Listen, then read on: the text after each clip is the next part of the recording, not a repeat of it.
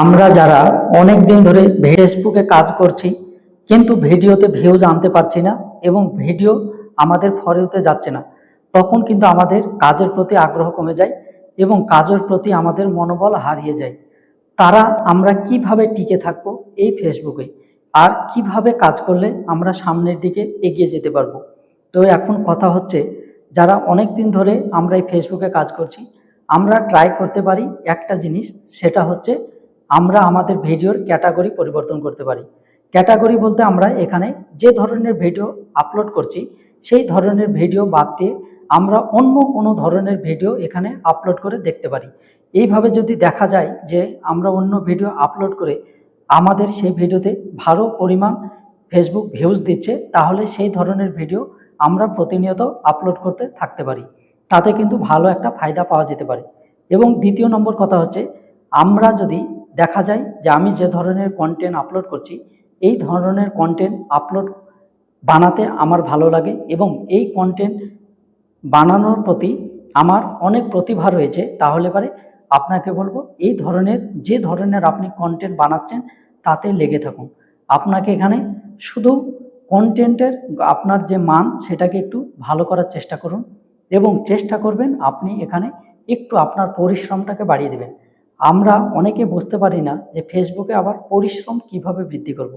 পরিশ্রম বৃদ্ধি করতে বলতে আমরা যদি শুধু ভিডিও আপলোড করি তাতেই কিন্তু আমাদের ফেসবুকে কাজ শেষ হয়ে যায় না। কারণ হচ্ছে অনেক ক্ষেত্রে দেখা গেছে যে ফেসবুকে ভালো ভালো পরিমাণ ভিডিও, ভালো ভালো কোয়ালিটিফুল ভিডিও আপলোড করার পরেও এখানে কিন্তু সফলতা পাওয়া যায় না।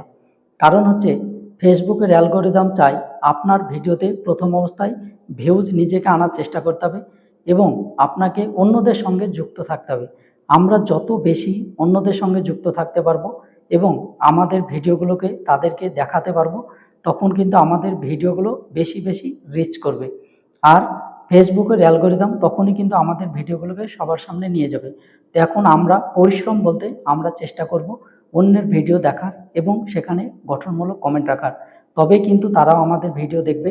আর আমাদের ভিডিওতে আমরা এইভাবে নিজেরাই কিন্তু ভিউজ আনতে পারবো।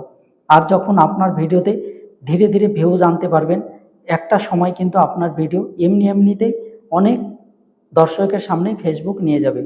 এখন প্রথম অবস্থা থেকেই আমরা যদি অন্যের ভিডিও না দেখি, আমরা যদি পরিশ্রম না করি, শুধুমাত্র কন্টেন্ট বানাচ্ছি আর আপলোড করছি, তাহলে কিন্তু এই ফেসবুকে আপনার সফলতা পাওয়া অনেকটা চ্যালেঞ্জ হয়ে দাঁড়াবে। তাই বলবো চেষ্টা করবেন সবসময় পরিশ্রম বেশি করার। আর যত বেশি এই ফেসবুকে পরিশ্রম করতে পারবেন সকলের সফলতা তত বেশি কিন্তু আসে। তাই শুধু ভিডিও আপলোড করলেই হবে না, এখানে পরিশ্রম বাড়িয়ে দিতে হবে, এখানে ধৈর্য রাখতে হবে।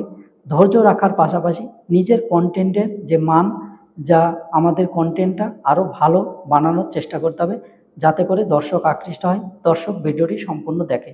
ভিডিওটি পারলে পারে নতুনদের মাঝে ছড়িয়ে দেবেন, যাতে করে তারাও দেখে উপকৃত হয়।